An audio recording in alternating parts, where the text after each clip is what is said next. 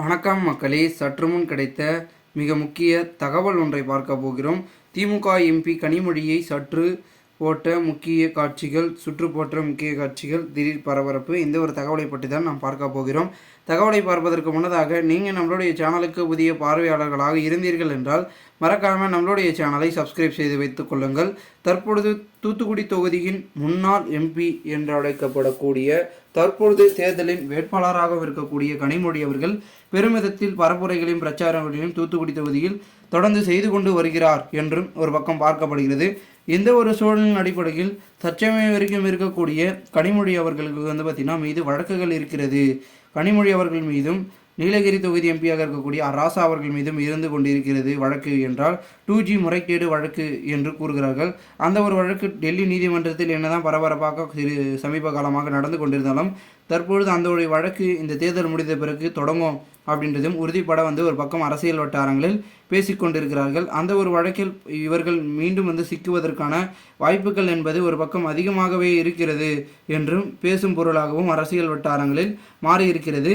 இந்த ஒரு வழக்கு தற்பொழுது இந்த தேர்தலில் கொஞ்சம் பாதிப்படையும் அப்படின்றதையும் ஒரு பக்கம் அரசியல் விமர்சகர்கள் சொல்லி கொண்டிருந்தாலும் கூட அதனை மீட்டு கொண்டு வந்து விடுவார்களா திராவிட முன்னேற்ற கழகம் என்றால் அதற்கு வாய்ப்பு மக்கள் கையில் மட்டும்தான் உள்ளது என்று கூறலாம். ஏன்னா மக்கள் மட்டும்தான் யாருக்கு வாக்களிக்க வேண்டும், எதற்காக வாக்களிக்க வேண்டும், நம்மளுக்கு என்ன பயன் என்பதனை யோசித்து சிந்தித்து வாக்களிப்பார்கள் என்று கூறப்படுகிறது.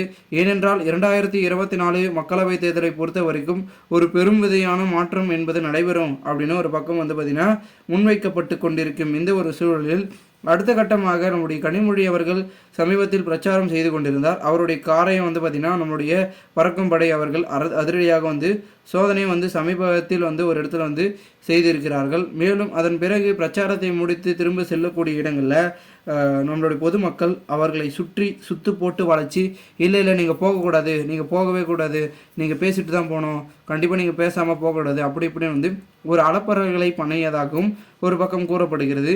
இந்த ஒரு சமயத்தில் தூத்துக்குடியில் இந்த அளவிற்கு இருக்கும்போது கனிமொழி அவர்களுக்கு மெஜாரிட்டி என்பது இருக்குமா, இல்லை மீண்டும் தூத்துக்குடியில் பார்த்திங்கன்னா எம்பியாக அமர்வாரா, இல்லை வேறு ஏதேனும் மாற்றங்கள் நடந்து மற்ற கட்சிகள் ஆக்கிரமிப்பதற்கான வாய்ப்புகள் என்பது மிக அதிகமாக இருக்கிறதா என்பதனை நாம் பொறுத்திருந்து பார்த்தால்தான் அனைத்தும் நமக்கு புரிய வரும், தெரிய வரும் என்பதனை கூறப்படுகிறது. டஃபஸ்ட் காம்படிஷன் ஒரு பக்கம் அனைத்து விதமான கட்சிகளும் இருந்தாலும் தனித்து நிற்கக்கூடிய கட்சிகளுக்கும் டஃபஸ்ட் காம்படிஷன் வரும். இது மட்டும் இல்லாமல் மேலும் இருக்கக்கூடிய புள்ளிகள் என்ன பண்ண போகிறாங்க, என்ன மெஜாரிட்டி அப்படின்றதும் ஒரு எதிர்பார்ப்பை கிளப்பியிருக்கிறது.